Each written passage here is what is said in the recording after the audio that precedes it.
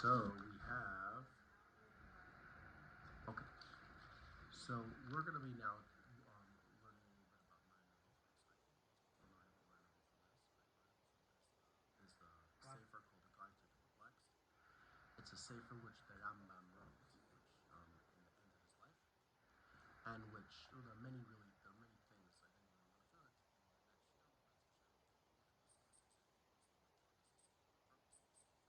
And what's inside that sefer.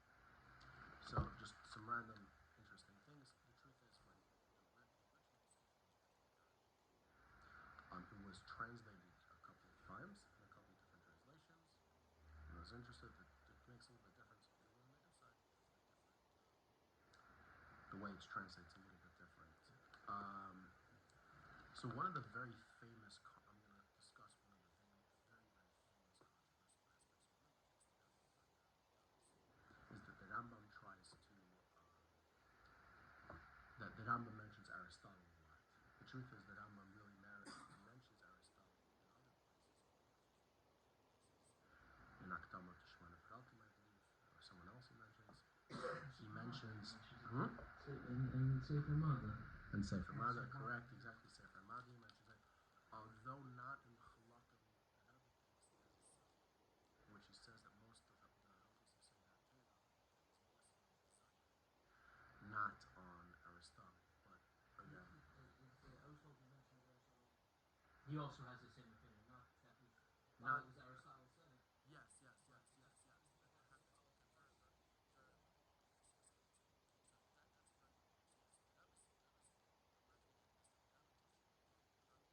Mentions about you're right that Aristotle does say the same things that the Rambam brings, which makes it that okay, but the Rambam says other places it's clear he took different things from different goyim. So, but over here in the Mareh, we see that the Rambam very much emphasizes Aristotle. So, in different places in the Sefer Yad, you can see where the Rambam got his makar from. But over here, we see a very much focus on Aristotle. So, I want to mention a good point,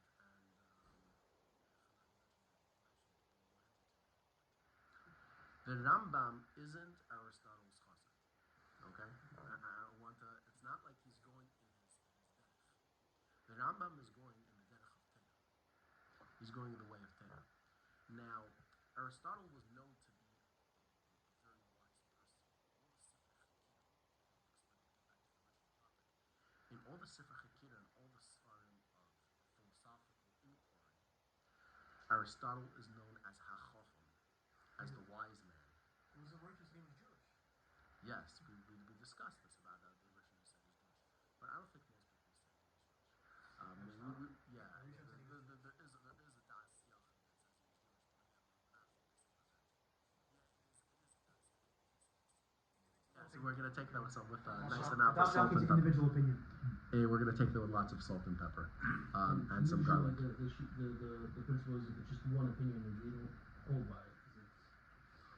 Just one person's correct. Yeah, correct.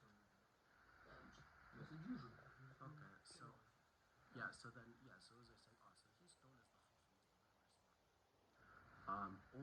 very smart man. Why was he known as the Chacham? He was known as the Chacham because first of all he had a unique that he covered really every topic. He covered speech, he covered physics, he covered metaphysics, poetry, every topic under the sun. Aristotle focused on it. Nowadays, even if you have a Nobel Prize winner, someone who's very smart, if he has a very specific focus on he got a prize for a certain type of curing a certain type of brain cancer. Let's say, right? Let's say the guy figured out the solution to a certain type of brain cancer. He gets a Nobel Peace Prize. So that's only in medicine, that's only in cancer, and that's only in brain, and that's only a certain specific type in the brain.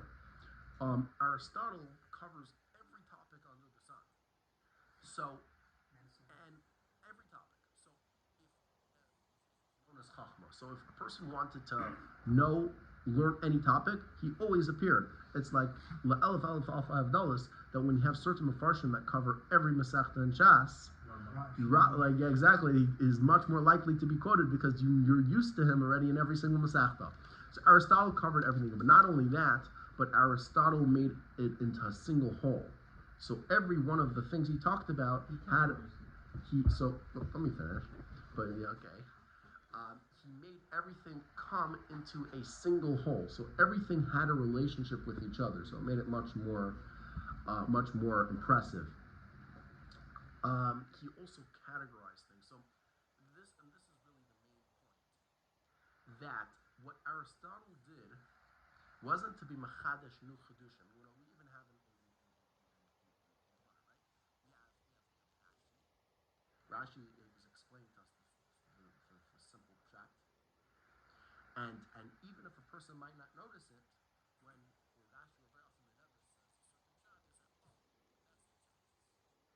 and you realize that that's true. But then you have another guy who's able to be mafalful, make an inishateris, and make all these populim, but nevertheless, you don't recognize it as it's a chiddush, but you not necessarily realize that this is it.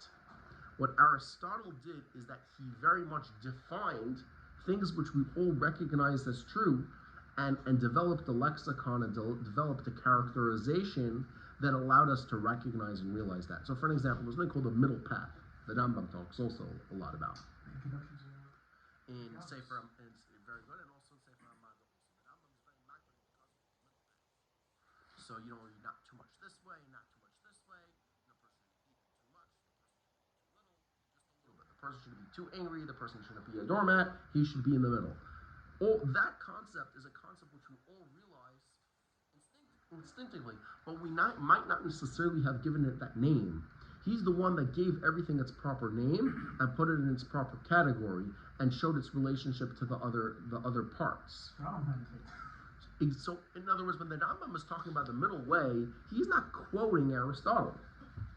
What he is doing is he's saying, in other words, I recognize that the middle path is true not because Aristotle said it was, but because I recognize it because it's self-evident. Elamai, he was the one who used a lexicon called the middle path. Everything that the Rambam essentially deals with are things that the Rambam himself understood as self-evident.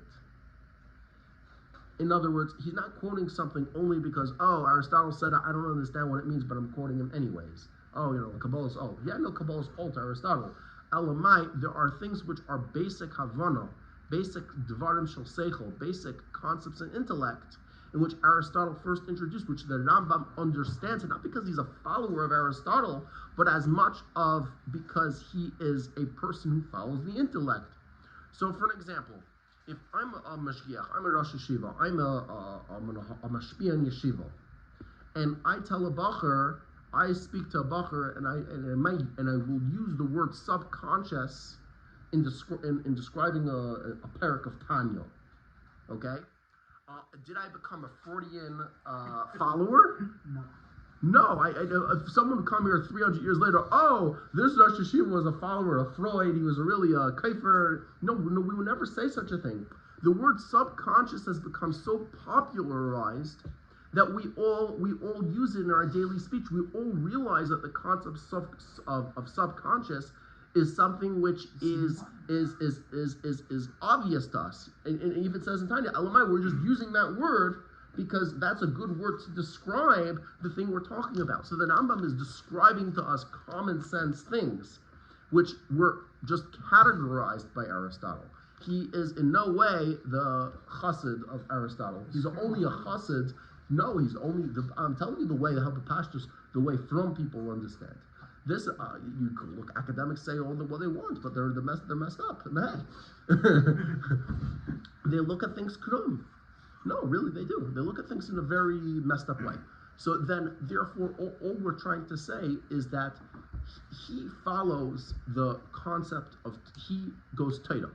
Now, there are certain intellectual truths which are known to us, which he uses to help describe the Torah. I'll give you an example.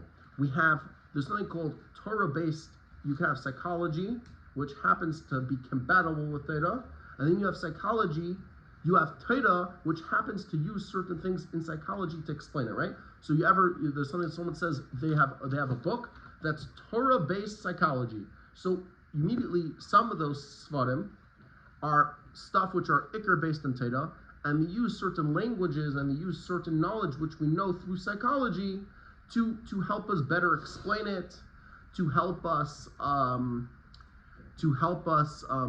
deal with some practical issues. But at its core, it's the Teda lessons for our lives.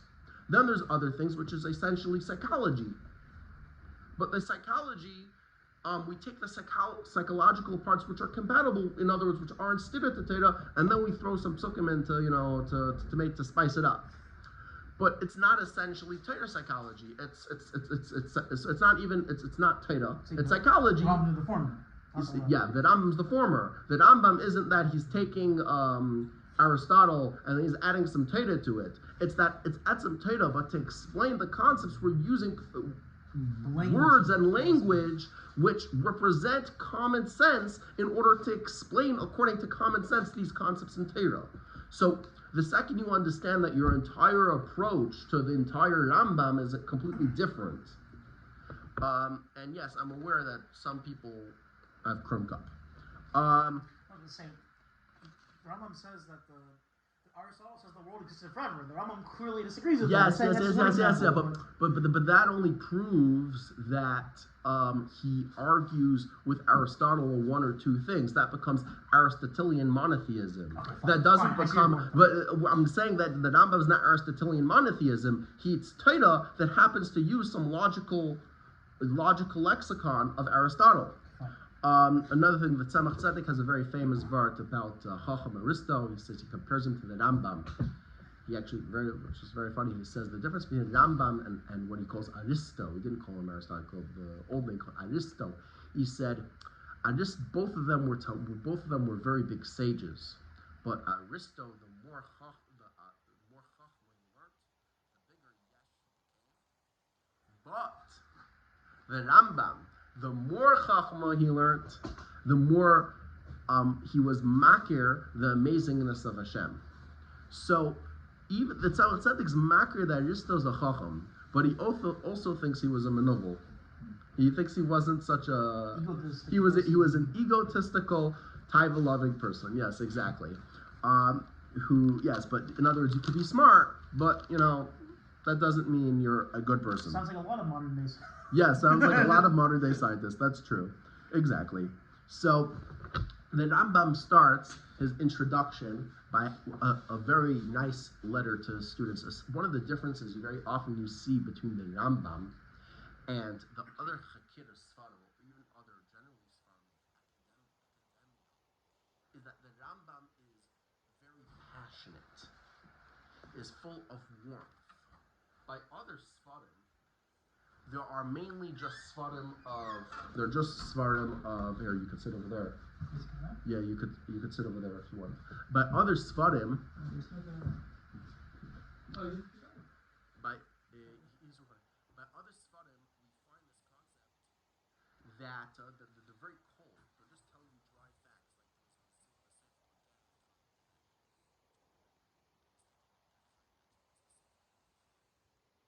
on. There's a sefer in maybe it's called Derech. I'll have to double check. There's a sefer. No, that's a different sefer. There is also a sefer by Ramchal. There was a sefer of, I think it was Derech of the Ramchal, in which he basically puts together all the Inyanim and Hashkafa in an orderly fashion.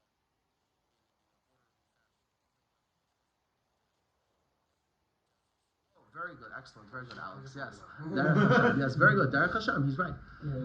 It was Derech Hashem. So he puts it all together in a very orderly fashion. But we see, however, when you read it, the information is very dry. Not so is the Rambam. The Rambam is very, very passionate. The Rambam has a lot of hearts when he gives the sefer, because to him it's not only an academic exercise, but it's something which it's appreciation of Hashem. It's Teda. To the Rambam, everything is very, very important. So he writes a letter to this student. And in this letter, this student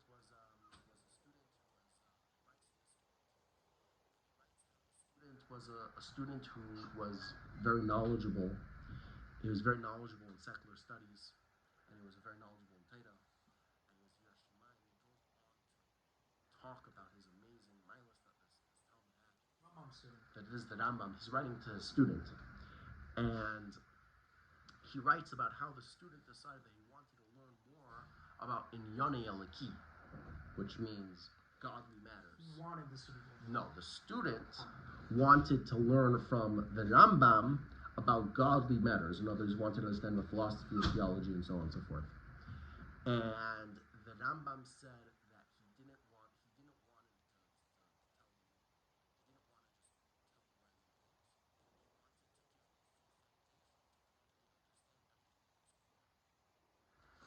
and in the meantime, until he's able to reach that level, or until he's able to fully learn it and properly understand it, he said that whenever he would ask him a question, how to understand something in Torah, in philosophy and so on,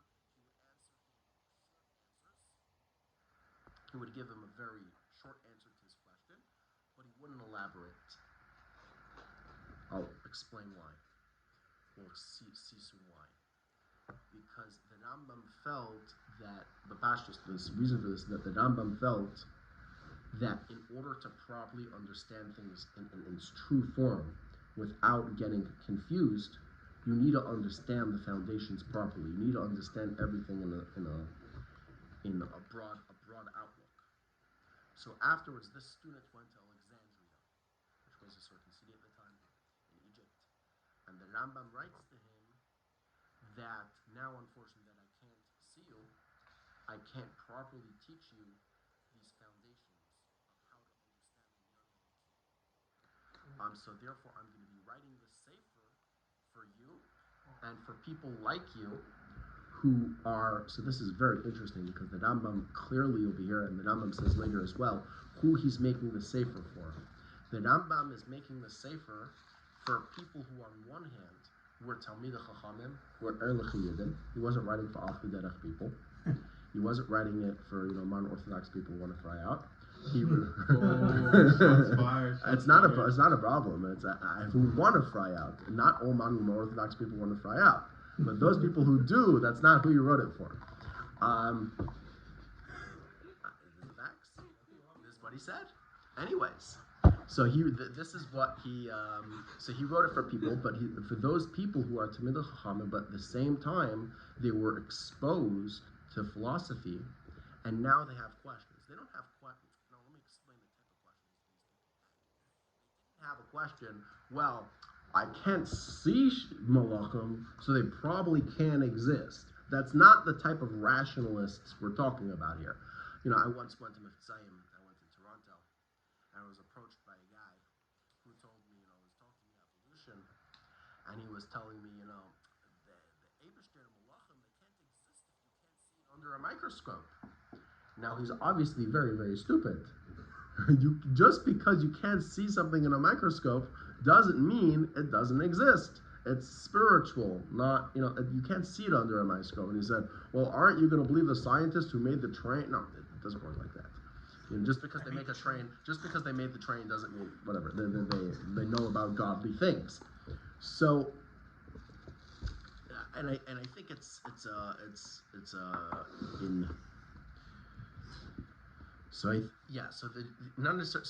what he's referring to is people who understand certain things according to Seichel can't be. So, for an example, a person could understand that Hashem doesn't have a body. Why? Because we understand that that Hashem is that, there's physical and there's spiritual, and spiritual takes less space than physical, and therefore the Eibishter must be completely spiritual, and therefore cannot be physical. Or the Rambam says enough to say that,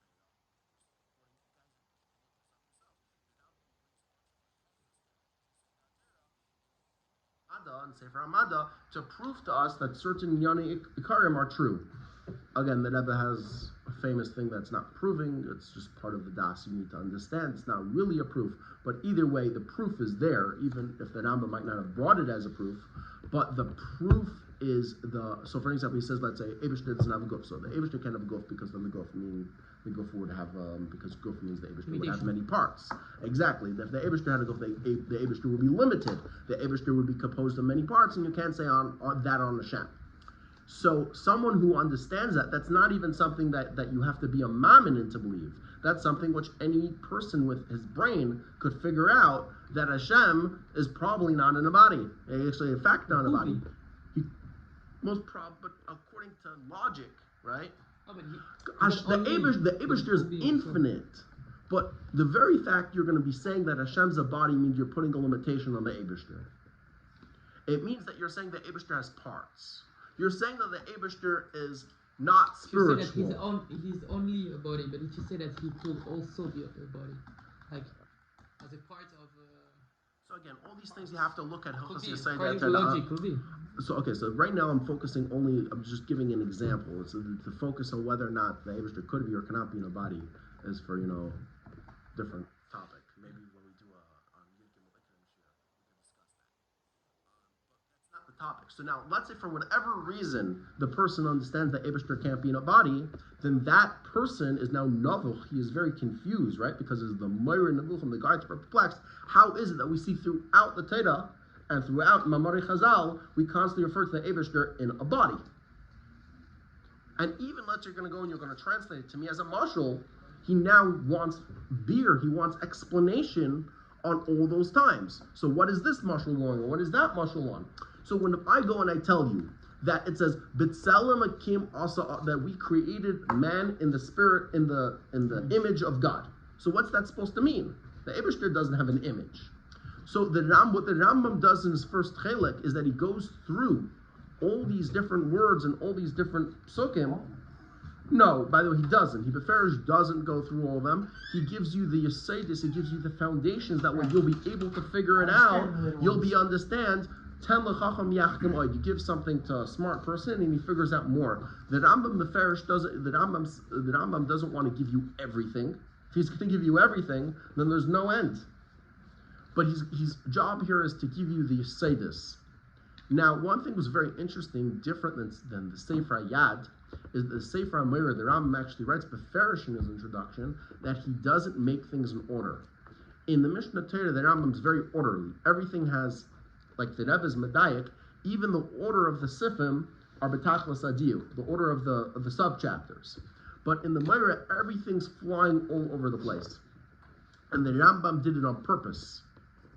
Not by mistake, he did it on purpose. Because he said he only wanted those who are truly committed to understanding the knowledge to understand it. In other words, the Rambam understood that the Sefer might be misused, and therefore made it on purpose difficult, that only those who truly desire the knowledge for the right purposes will be able to properly understand it, which is very interesting. In fact, the Rambam says there are 3 types of people who should not be learning my Sefer. He says the Hamoin, which is the unlearned masses, because they're not going to get it. 2, those who lack iyun, meaning those people who can't think a little bit deeper and just take everything, the Rambam said, no, the people who are able to think a little bit through the thing how it is in its proper sense. And the 3rd, which is very most interesting, is those that only learn Gemara. Those who were never novel, those who were never confused. The Rambam is clearly referring here to the people of the countries of Germany and the countries of France. Who are never confused. Who are never. It's a compliment, but also like. Yes. In a way, it's a compliment. In a way, it's not. Meaning, there's amuna lamata matan v'das. There's amuna lower than our understanding, and there's amuna higher than our understanding. So whatever. So the times in France, the people in France were and Germany. No, nothing to do with you. But before the Sephardim got there. Anyways, before the Frenchies. Okay, but they were kicked out later. Those. So they only learned Gemara. They produced lots of Sephardim. Rashi, Tosfos, exactly. Rashi, the Baalei Tosfos. They produced tons of commentaries on the Gemara. Rashi doesn't need a book. They brought tons of commentaries on the Gemara, they had commentaries on Chumash, on Halacha, but they very, very little dealt with any sort of philosophy. So the Ram, if you think about it, if you look at almost every single philosophy book, every single one's a Sephardi. And that's because in the Spain, By the way, you should know the Ashkenazim aren't very. Think was a terrible thing. The Ashkenazim thought it was terrible. Anyways, the truth is, without getting into it, the philosophical learning of